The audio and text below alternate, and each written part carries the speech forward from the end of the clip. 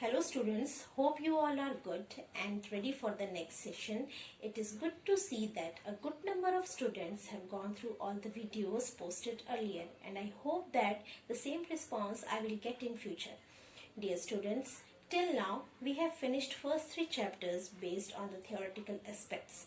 Now we will start with the chapter number 4, which mainly concern about learning the Java programming language. So herewith we will start learning the Java programming language. What we learn when we start learning any language. What we learn basically when we start learning any language, like suppose it is English language. So what we learn? We learn the alphabets A to Z, then we learn forming words, forming sentences, forming paragraph, and so on, while following the grammar of the language. In this regard, we also learn the grammar of the language. Similarly, here also in Java, first we will learn the character set of the language, the basic constructs in the language, and gradually we will learn the grammar of the language. Here we use the word syntax of the language. In place of the word grammar, we will use, every time we will use the word syntax. Syntax means how to write, and what is defined in the language means the grammar of the language. Go. Look at the board. First we will discuss the character set defined in the Java language. Here you see three types of the characters we will use in the language. The first one is the alphabet, from capital A to capital Z, small a to small z. These these alphabets we can use. Means we can use capital A to capital Z, small a to small z. We can use in the language while writing the program. Next we can use the numbers from 0 to 9, digits from 0 to 9. Again then we can use various special characters equal to, we can use question mark, we can use modulo, etc. we can use in the language. So these are the characters that defined which we can use in the Java language. Next we will be discussing the tokens. Tokens means the smallest unit in the language which has got some meaning, right? The smallest part or the unit in the language which has got some meaning. There are different types of tokens: identifiers, keywords, literals, punctuators, operators. Now we will discuss this one by one. Look at the word. The first one is identifier. From the name itself, identifier means which identifies a particular thing. Like for example, see one example I have written: public class test. See, test is the name of the class, means test is identifying the name of the class. So in this regard, test is the identifier over here. Means anything which identifies a particular thing, that is known as identifier. Here the name test is identifying a class name, so we can consider test as an identifier. Next you see another example I have written: int a. Means this is a way, this you know already, you have discussed, you have used so many times in class 8th. This you know how to, this is the way how we declare any variable. Here a is the name of a variable and int is the data type. So a is the name of a variable. A is identifying any variable. So in this regard, a is an identifier. So identifiers can be the name of any class, name of any variable, and name of any method that we will see in future. Now there are certain rules while giving the names to the identifiers. For example, if we are giving any name to the identifier, then there should not be any space in between the identifier name. Another is that see, Java is a case sensitive programming language. If you write int small a and int capital A, these two A, small a and capital A, the language will consider as two different variables. So because Java is a case sensitive programming language, it will treat uppercase and lowercase letters as different variables, right? Another rule is that you can make an identifier of any length, and moreover that the name of the identifier cannot begin with the digit. For example, what does this mean? For example, you cannot write the class name as to test. If you want to give the class name, this here we have given test, and if you want to give the class name as to test, this is not permitted in the Java language. So there are certain rules that we need to follow while writing the name of the, or while giving the name of the identifiers. Next is keywords. See, every language has got some reserved words. These reserved words are known as keywords, and we can use these reserved words like that way only. We cannot use these words for any other purpose. For example, in English language, suppose the whiteboard, the word whiteboard is fixed for this board only. We can use that particular word for this only. We cannot use whiteboard for this sketch pen or the marker. It has got another reserved word to represent this object. So these reserved words we cannot use this or that way. What is meant and what is the purpose, we can use that particular word in that way only. These are the reserved words, and here we say these are the keywords. For example, class is a keyword, public is a keyword, int is a keyword, and so many keywords are there in the Java language. You can see, or you can refer your book to see the another examples of keywords. So what are keywords? Keywords are the reserved words in any language. Next, we will be discussing literals. Literals are the sequence of characters which represents values in the program and are mainly stored in the variables. Literals are made up of integer values, floating point values, or can be character, string, anything. There are 4 types of literals. You can see on the board: numeric literal, non-numeric literal, boolean literal, and null literal. First of all, we will see numeric and non-numeric literal. Under the category of numeric literal, we are having 2 types. One is integer and the another one is real type. In integer numeric literal basically represents the whole number only. It can be a positive number or can be a negative number. For example, 25 is an integer literal, minus 66, which is a negative number, is an integer literal, 545 is an integer literal, and so on. Next is the real numeric literal. The real literals are also known as floating point numbers. They represents the values with the decimal part. For example, 25.0 is a real numeric literal. 54.28 is another real numeric literal. So these are the examples of integer and floating point numeric literals. The next category is non-numeric literal. Under the category of non-numeric literal, we are having 2 types of literals. One is the character literal and another one is the string literal. First one is the character. Anything which is enclosed within the single quotation mark is known as a character.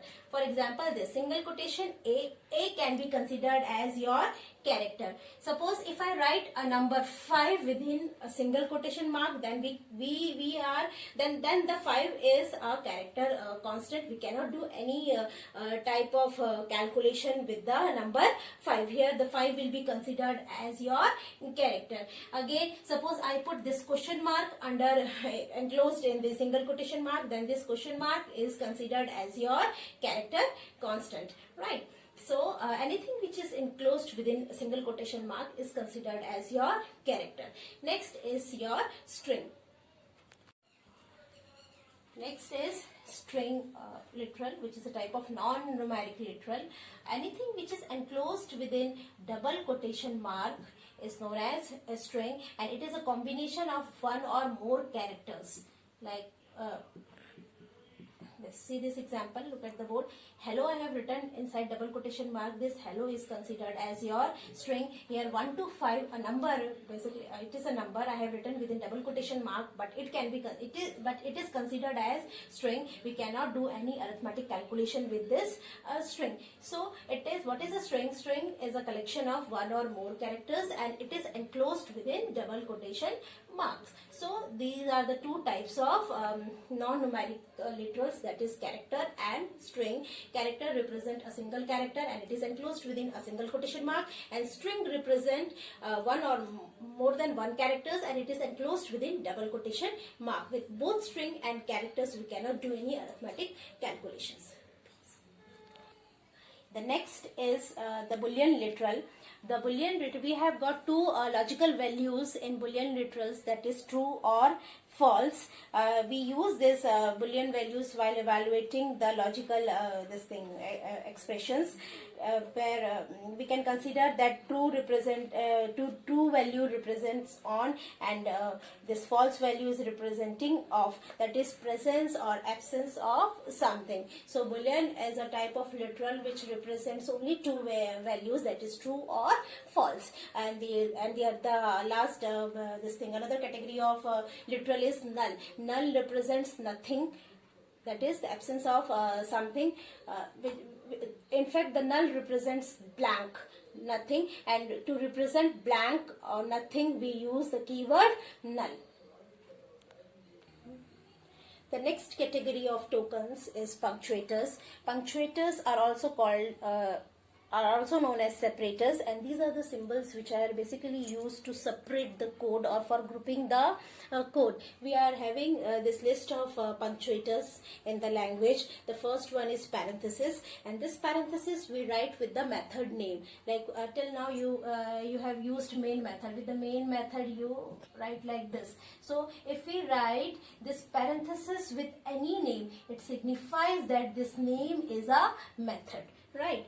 The second one is the opening curly braces and the closing curly braces. Opening curly braces we write with the start of anything like the start of the class and start of the method. It represents the start and end of any block of code. Then the next is the square brackets are there. We will be using this with the arrays that we will discuss later on. The next one is the semicolon. Semicolon, you all know that semicolon is used to terminate any statement in the Java language. If you want to terminate or if you want to end any particular statement, we use semicolon. The next one is the comma. It is used to separate consecutive identifiers while declaring them. The next one is the dot operator. The dot punctuator is there. This we will use with the object when we will be creating the object, and when we will be calling methods, we use this dot punctuator. So these are the 6 different types of punctuators, and they are used to group or to separate the code in the language. The next type of the token is the operators. Operators are the symbols which are used to perform any operation. This operation can be of arithmetic type, it can be of logical type, and it can be of any other type. So, for example, you see here, look at the board. It is written 2 plus 3. Here the plus is known as the operator which is operating on 2 and 3. So in this regard, plus is the operator and 2 and 3 are operands. So we say that operators are the symbols which operate on operands. Right, there are different types of operators like arithmetic operators. In arithmetic operators we are having plus, minus, multiplication, division, etc. Then relational operators, greater than, less than equal to, greater than equal to. There are so many different categories of operators are there. All these categories or these different types of operators we will discuss in our next chapter. The whole chapter is there of about operators only. The next chapter we will discuss it there only. The next we will be discussing about the data types. Data types represents the type of the data. We are having the 2 categories of data type, the primitive data type and non-primitive data type. Primitive, from the name itself, primitive, it is clear that the fundamental data type which is already there in the language, or which is the built-in data type, and it is the part of the programming language, and this data type we can use as it is given in the language. There are four different types of primitive data type: integer data type, floating data type, character data type, and boolean data type. Integer data type represents the whole number, just now we have discussed. It represents the whole number. For example, 45, 2000, 243. Again, some negative numbers also it can represents. Under the category of integer data type, we are having another four different types of data type, that is byte, short, int, and long, and this categorization is done on the basis of the size and the range. See, in your book on page number 60 and 61, all the different types of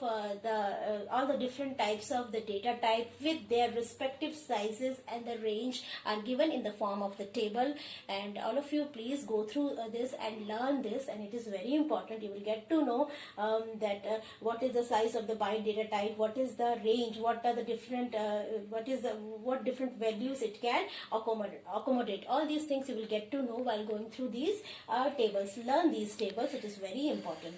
The next one is the floating point data type. Floating point data type represents the numbers with the decimal point, and it is also of two types: the float data type and the double data type.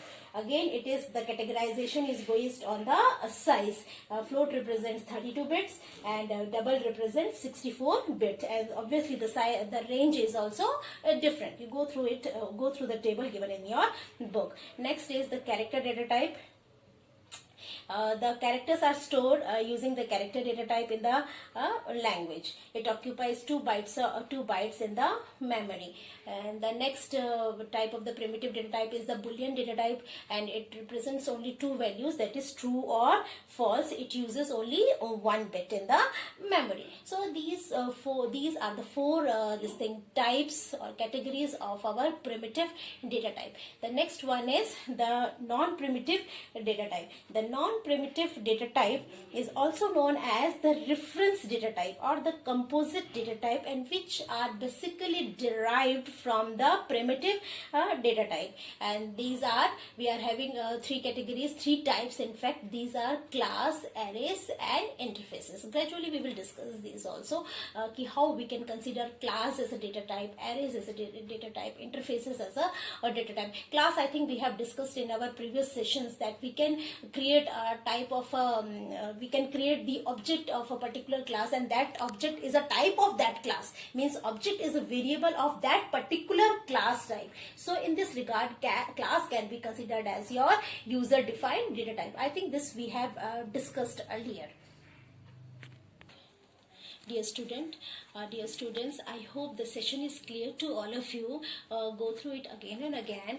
Read your book, read the chapter thoroughly, and try to understand the concepts. These are the basic concept. Once the basic concept is clear, everything will be very, very clear, and everything will be very, very easy to move on.